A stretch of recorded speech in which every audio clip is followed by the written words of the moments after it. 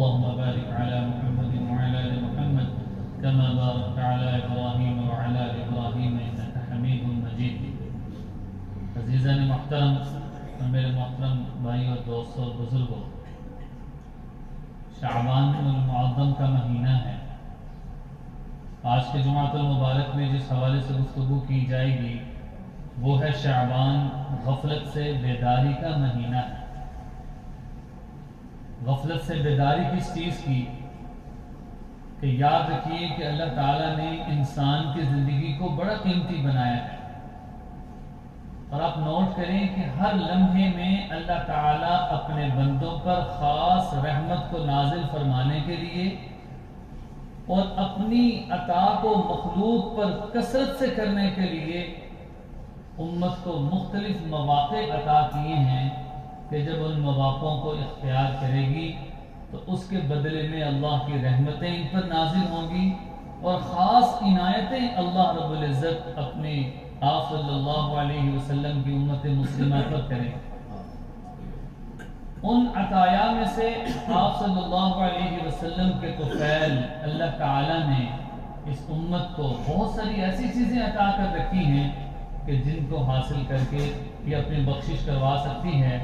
انہی میں سے یہ جو حرمت والے بابرکت مہینے ہیں کہ جن کو اللہ تعالیٰ نے بڑے قابل احترام مہینے کہا ہیں، ان میں سے شعبان المعظم کا مہینہ ہے کہ وہ مہینہ کہ جو نیکیاں سمیٹنے کا مہینہ ہے۔ اور یوں سمجھیے کہ جس طرح ہر ایک چیز کا مقدمہ ہوتا ہے، لشکر جاتے تھے تو لشکر جیش کس کو کہا جاتا تھا؟ وہ لشکر جو آگے آگے چلتا تھا اور باقی پیچھے ہوتے تھے، اس کو مقدمۃ الجیش کہا جاتا تھا۔ تو ہر چیز کا مقدمہ ہوتا ہے۔ فرمایا کہ رمضان المبارک جیسا عظیم اور برکتوں والے مہینے کا یہ مہینہ مقدمہ ہے۔ کیا مطلب؟ کہ آپ صلی اللہ علیہ وسلم رمضان المبارک کی تیاری رجب اور شعبان سے ہی کر دیا کرتے تھے۔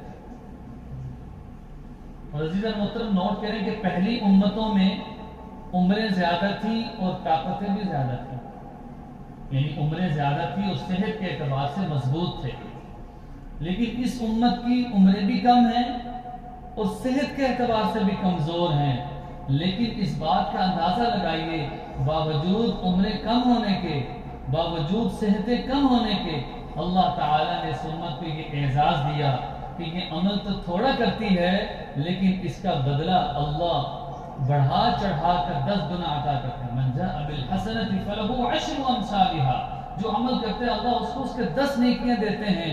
اور اسی وجہ سے لیلۃ القدر میں عبادت 1000 شہر، 1000 مہینوں سے بہتر قرار دیتی ہے۔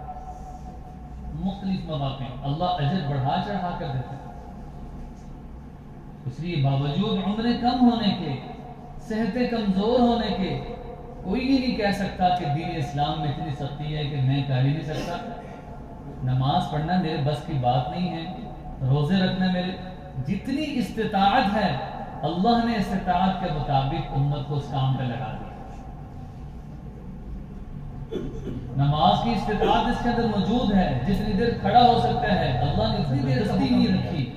اللہ نے انسان کی جو روٹین ہے، جو معمولات ہیں، انہی معمولات کے مطابق دین کو بنا دیا تاکہ ان پر مشکلات بھی نہ ہو۔ نماز کا حکم دے دیا، اس میں صحت بھی ہے، اس میں بھائی چارگی بھی ہے، اور اس میں آپس میں حال احوال بھی ہیں۔ اور فرمایا کہ یہ امت مسلمہ اور اسلام کی ایک شعار ہے کہ جب اس شعار کو اختیار کریں گے لوگوں کا آپس میں حال احوال رہے گا۔ زکوٰۃ کا حکم دے دیا تاکہ معاشرے سے غریب لوگ ختم ہوں، ان کی بھی ہمدردی امراء کے دل کے اندر موجود ہو۔ سوچیں اگر زکوٰۃ نہ ہوتی، صدقات نہ ہوتے تو جو امیر ہیں وہ امیر سے امیر تر ہوتے چلے جاتے، اور جو غریب ہیں وہ غریب سے غریب تر ہوتے چلے جاتے۔ اس لیے یہ نظام بنایا کہ زکوٰۃ اللہ نے فرض قرار دے دیا، زکوٰۃ دیں گے تو زکوٰۃ کی برکت سے جو غرباء ہیں اللہ ان کو بھی اپنی نعمتوں سے نوازے ہیں، ان کے ذریعے سے دیا ہوا یہ بھی اللہ کا مال ہے۔ اور پھر حج ہے، یہ حج کے ذریعے سے یہ اپنے گناہوں کی پاکیزگی کریں گے اور اللہ رب العزت کے گھر کی زیارت کریں گے، اور آپ صلی اللہ علیہ وسلم کی روضہ مبارک کی زیارت کریں گے۔ میں کہ جب یہ لوٹیں گے ایسے ہی جیسے اپنے ماں کے پیٹ سے نکلے، تو یہ سارے جو اعمال رکھے ہیں یہ انسانوں کی طبیعت پر ہیں. کوئی بھی نہیں کہہ سکتا کہ ہماری استطاعت سے باہر ہیں، ہم تو یہ کر نہیں سکتے، اسلام بڑا مشکل ہے، دین پر کیسے عمل ہوگا. یہ بات سوال سننے کو ملتے ہیں، لیکن نہیں عزیزان محترم، انسان کے معمولات ہی ہیں. اس لیے عزیزان محترم، یہ جو شعبان کا مہینہ ہے، بعض روایات میں آپ صلی اللہ علیہ وسلم نے اس کو اپنا مہینہ قرار دیا کہ شعبان میرا مہینہ ہے، رمضان اللہ کا مہینہ ہے. اب اس سے یہ قرآن پاک کی جو آیت پڑھی، ان عدت الشہور عند اللہ 12 شہرا، اللہ کے نزدیک جو مہینوں کی تعداد ہے وہ 12 ہے، ان میں سے ایک شعبان کا بابرکت مہینہ ہے کہ جس کے لیے آپ صلی اللہ علیہ وسلم اس کی تیاری شروع فرماتے تھے، روزوں کی کثرت فرماتے تھے، اور رجب سے یہ دعا مانگنا شروع کر دیتے تھے جو کہ خطبے میں پڑھی، اللہم بارک لنا فی رجب و شعبان، اے اللہ ہمارے رجب اور شعبان میں برکت دے دے، وبلغنا رمضان، اور اے اللہ ہمیں رمضان تک پہنچا دے. زندگی کا کیا پتہ، 2 مہینے پہلے سے ہی آپ صلی اللہ علیہ وسلم رمضان کی دعائیں مانگ رہے ہیں. اچھا صرف دعائیں نہیں ہیں، اگر مطالعہ کریں تو صحابہ کی زندگی سے یہ پتہ چلتا ہے کہ وہ صرف دعائیں نہیں، عملی طور پہ اپنے آپ کو تیار رکھتے تھے کہ وہ مہینہ آ رہا ہے، اس سے پہلے عادت ڈال لو، نماز کی عادت ڈال لو، روزے کی عادت ڈال لو، زکوٰۃ کی عادت ڈال لو، اپنے آپ پر مشقت کی عادت ڈال لو. اس لیے یہ وہی مہینہ ہے کہ عزیزان محترم، شعبان ہی کے مہینے میں تحویل قبلہ کا حکم ہوا. حضرات کے علم میں ہوگا کہ سب سے پہلے خانہ کعبہ کی طرف منہ کر کے نماز پڑھتے تھے، لیکن کسی حکمت کی وجہ سے اللہ تعالیٰ نے قبلے کو پھیر دیا اور حکم دیا کہ بیت المقدس کی طرف منہ کر کے نمازیں پڑھی جائیں. لیکن جب آپ صلی اللہ علیہ وسلم بیت المقدس کی طرف منہ کر کے نماز پڑھتے تھے تو بار بار آسمان کی طرف دیکھتے تھے کہ کب اللہ دوبارہ حکم دیں گے کہ بیت اللہ کی طرف منہ کر کے نماز پڑھنا. یہاں تک کہ کافروں نے اعتراض کر دیا، سیقول السفہاء، دوسرا سپارہ شروع ہو رہا ہے، سیقول السفہاء من الناس، لوگوں نے کہا، بے وقوفوں میں سے بعض لوگوں نے، ما ولاہم عن قبلتہم التی کانوا علیہا، یہ جو بات ہے کہ ان کو خدا نے ان کو قبلے سے ہی موڑ دیا. قل للہ المشرق والمغرب، آپ کہہ دیجئے مشرق بھی اللہ کا ہے، مغرب بھی اللہ کا ہے، جہاں منہ کرو اللہ ہے. لیکن اللہ جس چیز کا حکم دیتے ہیں اس میں حکمتیں پوشیدہ ہیں. خیر یہ وہ شعبان کا مہینہ تھا کہ مسلمانوں کو بیت المقدس سے اللہ تعالیٰ نے دوبارہ بیت اللہ کی طرف ان کا رخ پھیر دیا کہ اب قیامت تک لوگ بیت اللہ کی طرف منہ کر کے اپنی نمازوں کو پڑھیں. تو یہ تحویل قبلہ کا جو حکم ہوا ہے، یہ مسلمانوں کو جو دوبارہ عظیم نعمت عطا ہوئی ہے، یہ شعبان مہینہ ہے کہ یہ رمضان کا استقبال ہے. میں کہ رمضان کا استقبال کس اعتبار سے ہے کہ سب سے پہلے اس اعتبار سے کہ حضرت عائشہ صدیقہ رضی اللہ عنہا فرماتی ہے کہ میں نے رمضان المبارک کے بعد سب سے زیادہ آپ صلی اللہ علیہ وسلم کو شعبان کے مہینے کے روزے رکھتے ہوئے دیکھا. جب پوچھا تو جواب دیا کہ ہم تو ابھی سے اپنے آپ کو تیار کر رہے ہیں رمضان کے لیے. کیونکہ جب بندہ کسی چیز کی عادت پہلے ڈالے گا تو عادت ڈلے گی، ورنہ اس کا نقصان کیا ہوگا کہ رمضان آیا، نمازیں شروع ہو گئی، قرآن شروع کر دیا، لیکن 10 دن گزرے نہیں، وہ تھک گیا، اور آخری مہینے میں وہ پہلے ہفتے میں مسجدیں فل ہو گئی، جب دوسرا ہفتہ ہوا مسجدیں پھر خالی ہو گئی، کیونکہ وہ عادت نہیں بنی.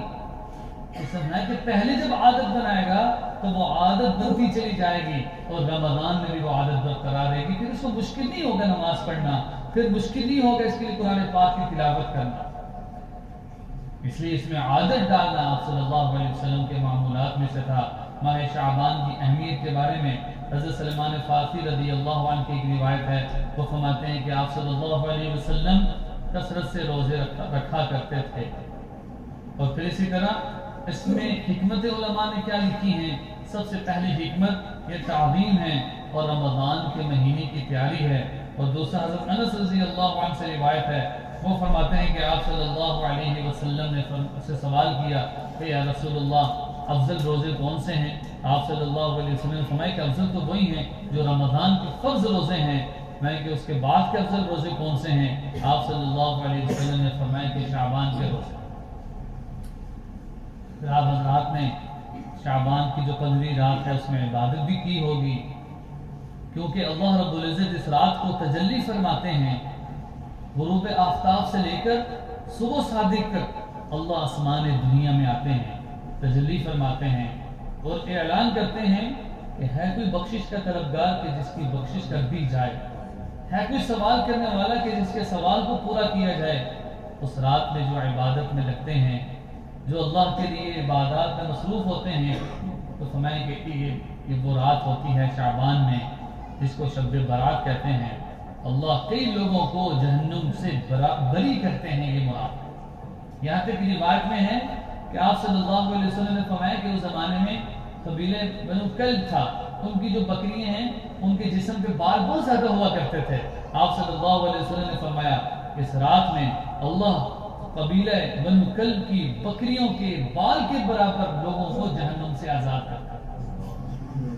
اللہ کے خزانوں میں تو کوئی کمی نہیں ہے، اعمال پہ اللہ نے وعدے رکھے ہیں عزیزان محترم۔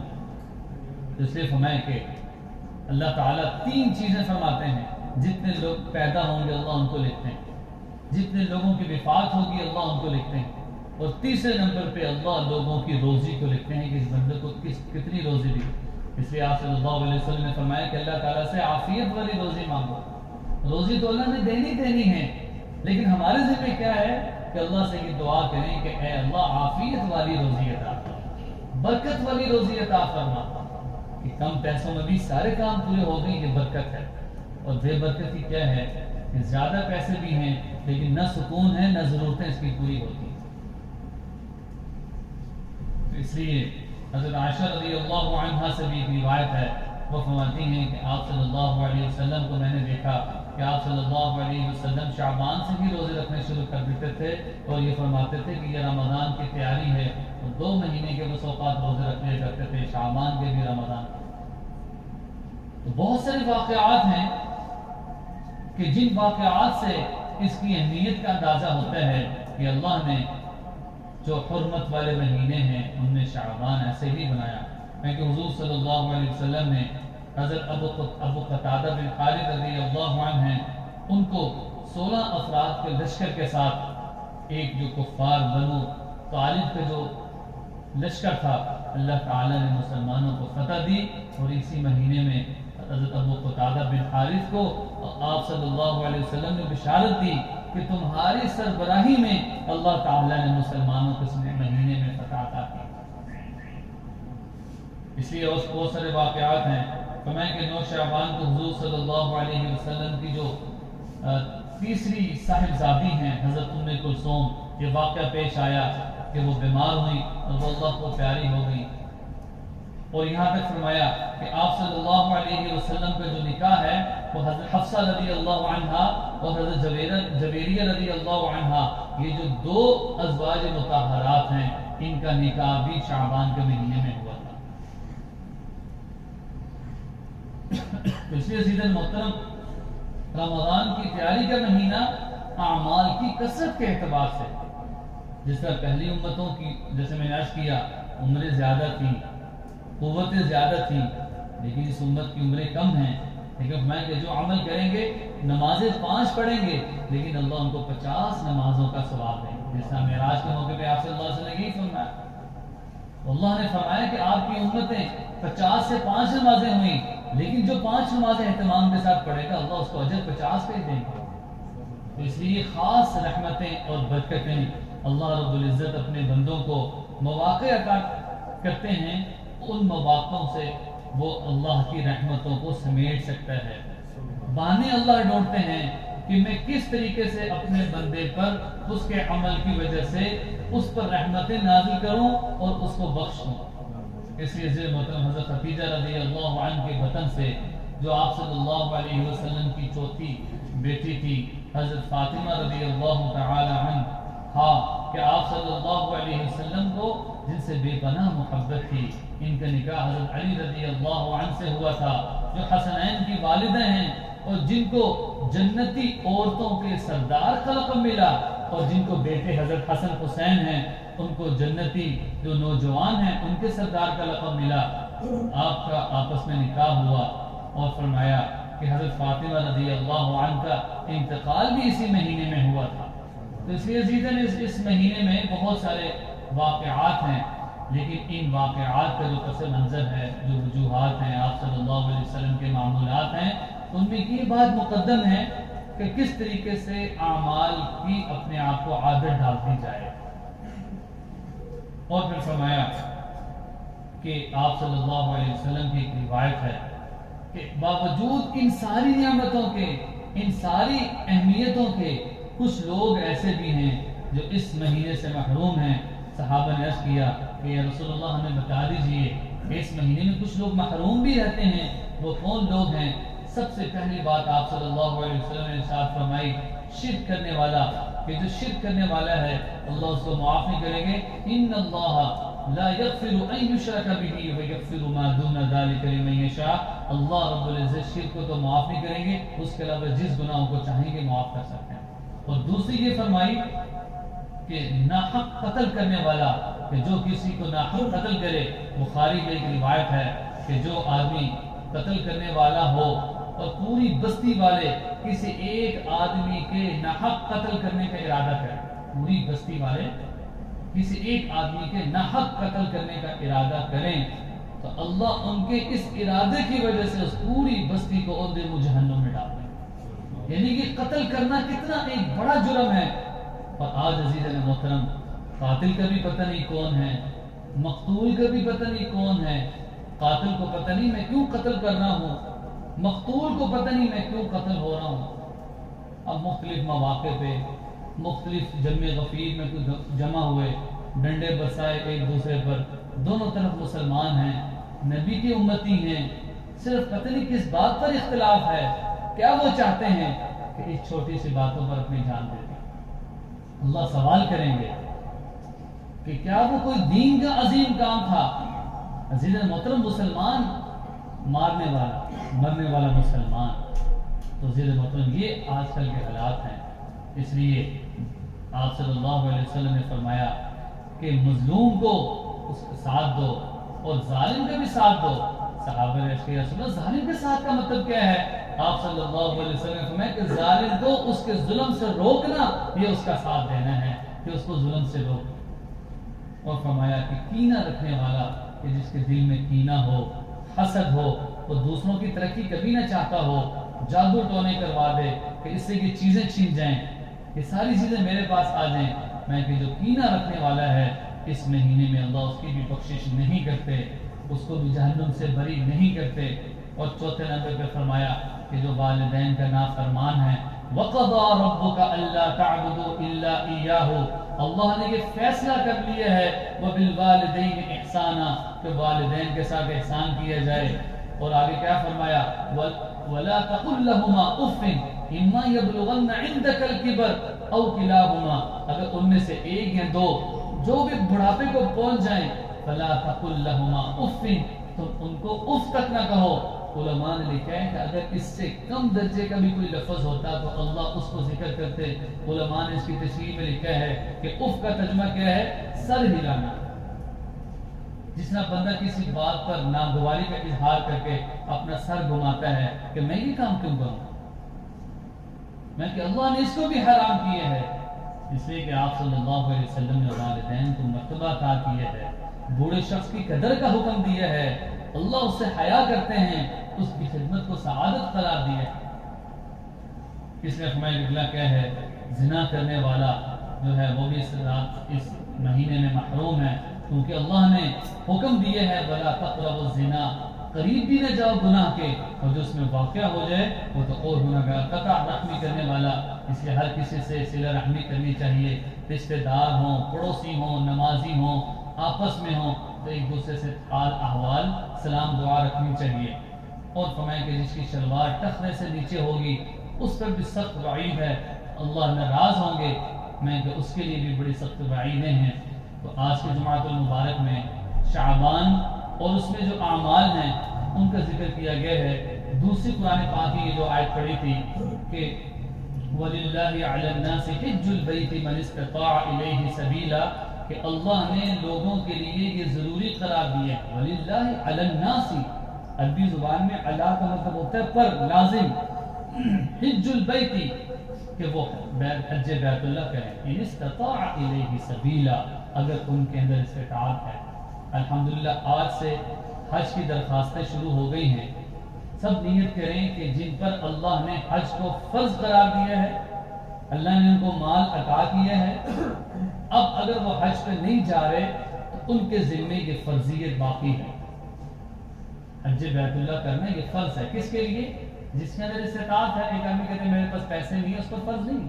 ہاں اگر وہ کر لے تو اچھی بات ہے، یہ منع بھی نہیں ہے کہ پیسے نہیں حج کرنے بھی نہیں. یہ بات ان کی ہو رہی ہے کہ جن کو اللہ نے پیسہ عطا کیا ہے اور وہ حج کر سکتے ہیں، پھر نہیں جا رہے تو ان کے اوپر ذمہ ہے کہ وہ حج کریں. کیونکہ یہ اللہ نے جہاں پر بنی الاسلام علی خمس، اللہ نے جو اسلام کی بنیادیں قرار دی ان میں سے ایک حج بھی ہے. حج البیت ان استطاع الیہ سبیلا، کہ جو استطاعت رکھتے ہیں جانے کی. اس لیے میں یہ بات عرض کروں کہ درخواستیں شروع ہو گئی ہیں. جو جانا چاہتے ہیں، نیت رکھتے ہیں، وہ ضرور کوشش کریں، اللہ سے مانگیں. اصل تو یہ قبولیت کا سودا ہے. بڑے بڑے مالدار لوگ بھی ہوتے نہیں جا سکتے، لیکن اس کا حل کیا ہے؟ اپنے آپ کو اللہ تعالیٰ سے قبول کروائیں. جو اللہ سے قبول کروائے گا اللہ ضرور اس کو اپنے گھر کی زیارت نصیب فرمائے گا. اس لیے ہر آدمی نیت کرے کہ جن پر اللہ نے حج کو فرض کیا ہے وہ حج کی نیت کریں. درخواستیں شروع ہو گئی ہیں، درخواستیں دے دیں. اور اگر کوئی ضعیف ہے، بوڑھا ہے، وہ چاہتا ہے کہ اللہ نے مجھے مال بھی دیا ہے اور میں یہ چاہتا ہوں، تو اس کے لیے حج بدل ہے. حج بدل کا مطلب کیا ہوتا ہے کہ ایک آدمی خود نہیں جا سکتا تو وہ اپنی جگہ کسی دوسرے کو بھیج دیتا ہے. تو شریعت نے اس کا نام حج بدل رکھا ہے کہ یہ وہ حج کرے گا لیکن اس کا بدل، اس کا ثواب اللہ تعالیٰ اس کے خاطر میں لکھ دیں گے، اور جو فرضیت ہے وہ اس سے اللہ تعالیٰ اس سے اٹھا لیں گے. تو اس لیے ایک تو شعبان کے حوالے سے گفتگو کی گئی ہے، اور دوسرا حج بیت اللہ کے حوالے سے ہر آدمی نیت کرے، اللہ سے مانگے. جن کو اللہ نے استطاعت دی ہے وہ ابھی سے اللہ سے مانگنے شروع کر دیں. اللہ ہم سب کو اپنے گھر کی بار بار زیارت نصیب فرمائے. دعا ہے کہ اللہ رب العزت ہمیں ان ساری باتوں پر کہنے سننے سے زیادہ عمل کرنے کی توفیق نصیب فرمائے. وآخر دعوانا